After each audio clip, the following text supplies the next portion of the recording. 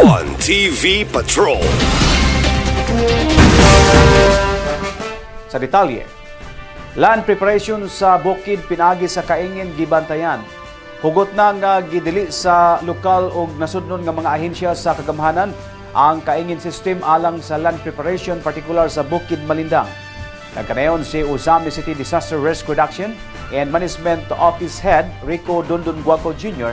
O init nga panahon, mas gipalig-on pa ang joint operation sa CDRRMO, PNP o Bureau of Fire Protection aron mas mulapad pa ang monitoring sa tiilan sa Bukid Malindang alang sa posibleng mga grass fire.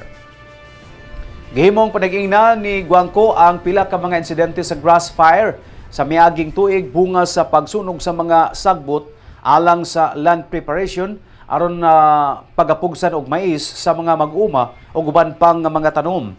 Maayo man ang tumong sa mga mag-uma aron masayon ang land preparation sa rason nga kabaw lang og daro ang mahimong magamit niini o gadili accessible sa mga makinarya gumikan sa pagkabakilid sa lugar.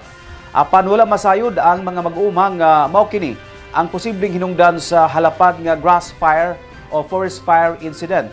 Kini nga kahimtang unod usab sa mga information dissemination nga gihimo sa CDRMO Usamis, PNP o BFP ngadto sa kabarangayan aron mapasidanan ang katawhan sa kapiligroso sa Kaingin o kini paglapas usab sa Clean Air Act gumikan sa aso nga mahimo niini. Daghang areas, dako nga mga areas sa atong kabukiran ang nangasunog nya ang vulnerability po bisan sa urban areas is kanang mga dili lang antay ko andre grass dito mga balay no, so ang taas gyud ang ato ang ang pagbantay no. Now, of course it's not a job alone for the CDRM o kundi it's a job for everybody no. Only that dili mga ahensya nga i-assign ana like for example ang Bureau of Fire ang ato ang kaning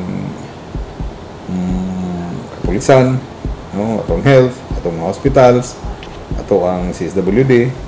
So muna ang nahitabo no nga sipyat gamay kay abin lang paghuman og daob kay pareha man sa una gori ni nga dangad ni karong bulan na karong panahon na ulan na. So daob dayon kay at least nasi ulan nga makapatay tabang sa kalayo. Wa man ni ulan. Di tuan ni katawag dako kayo niabot sa point nga katong dito dapit sa Montol sa Stevenson Abordo dapit sa Tipan hapit na mabot sa eskwelahan. Oh. So dako siya nga damage no. Nya ini ko ano ba nimo ini kato nimo tuta na kinsa ni area wagi na kaila. Wagi mo tugan.